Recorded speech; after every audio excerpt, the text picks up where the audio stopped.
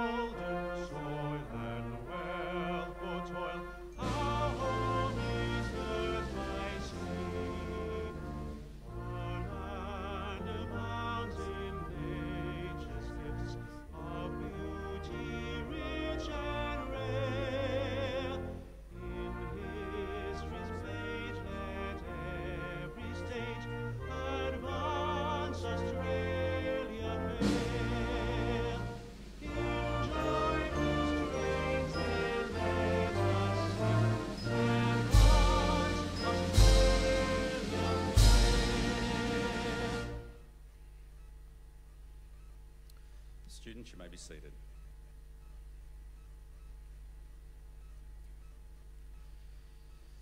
The Australian War Memorial was the vision of Charles Bean, Australia's First World War official historian. Bean landed with the Australian troops on Gallipoli and stayed with them at the front through to the end of the war. The idea of this national memorial and museum came to him at Pozières in France.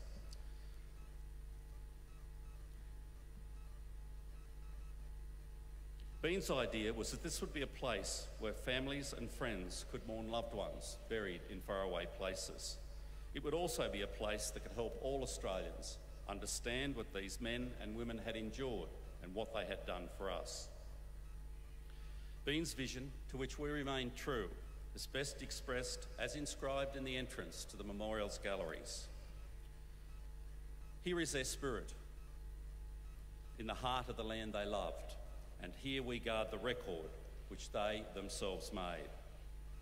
Tonight we'll read the story behind just one of those on the Roll of Honour, which lists the names of more than 102,000 men and women who have given their lives for us in war and operations over more than a century.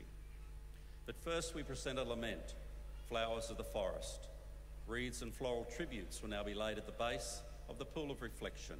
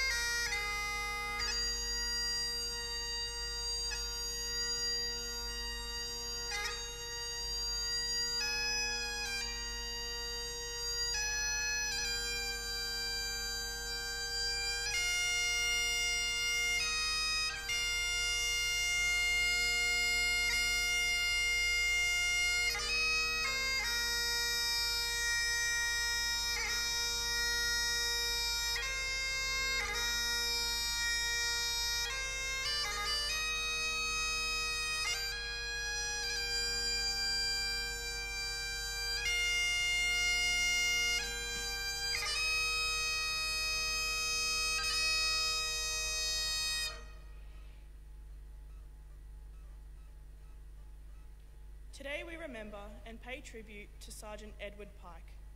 Edward Pike was born in Forfarshire, Scotland, probably around 1880.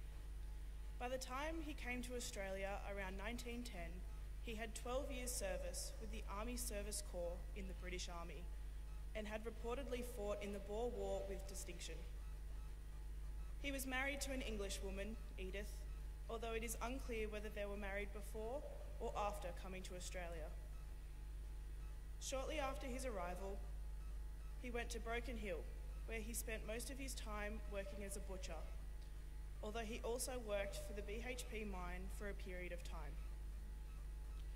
Pike kept in touch with his Scottish roots through membership of the Broken Hill Caledonian Society and played the side drum for the Society's Pipers Band.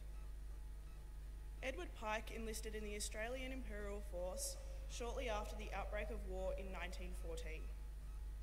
He was posted to the 10th Battalion, promoted to corporal, and after a period of training in Australia, left for active service overseas with the 1st Contingent. Edward Pike's only son, also named Edward, was born after his departure but died shortly afterwards. Private Pike was sent to Egypt and from there to Gallipoli, where the 10th Battalion formed part of the Advanced Landing Force. Pike seemed to have spent most of the Gallipoli campaign in Egypt on transport duty. He proved an able soldier, and the following year he was promoted to sergeant. After the evacuation from Gallipoli, the AIF underwent a period of reorganisation and training. As part of this process, Pike was transferred to the 50th Battalion.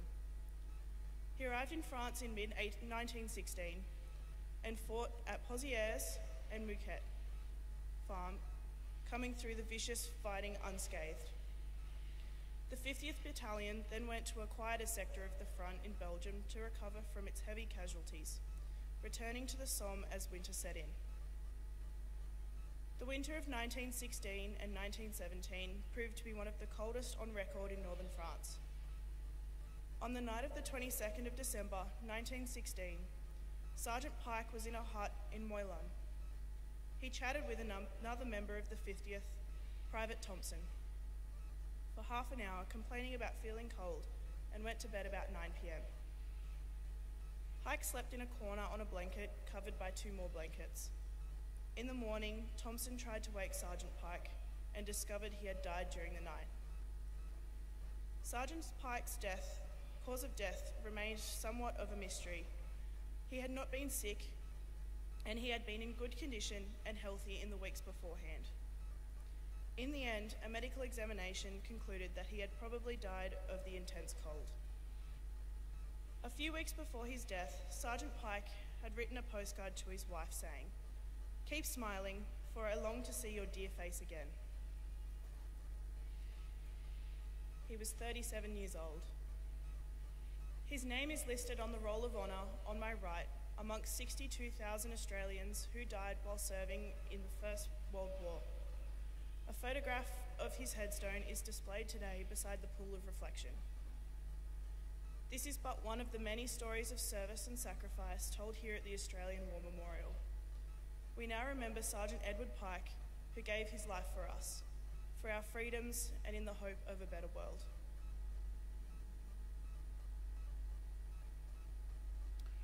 Please stand for the reading of the ode and the sounding of the last post.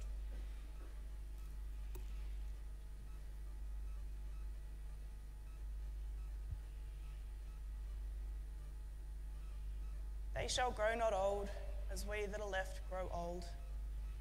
Age shall not weary them, nor the years condemn, and at the going down of the sun and in the morning, we will remember them. We will remember them.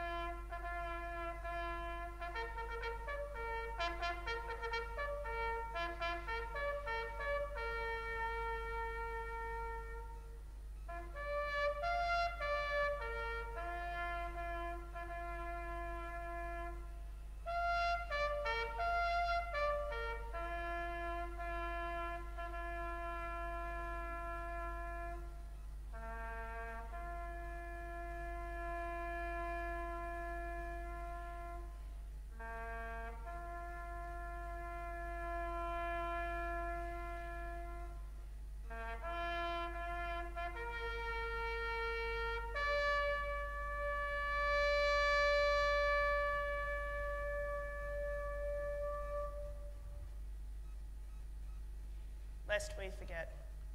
Lest we forget.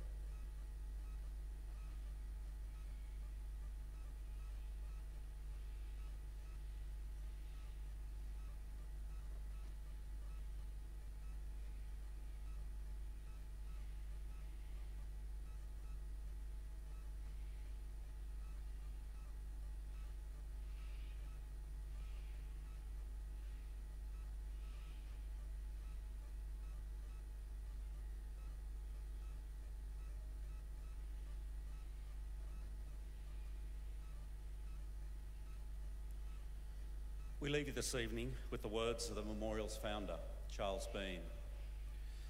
Many a man lying out there at Pozières or in the low scrub at Gallipoli, with his poor, tired senses barely working through the fever of his brain, has thought in his last moments, well, it's over. But in Australia, they will be proud of this. Ladies and gentlemen, girls and boys, that concludes this evening's last post ceremony. We thank you for visiting the Australian War Memorial and wish you all a very good evening. Thank you.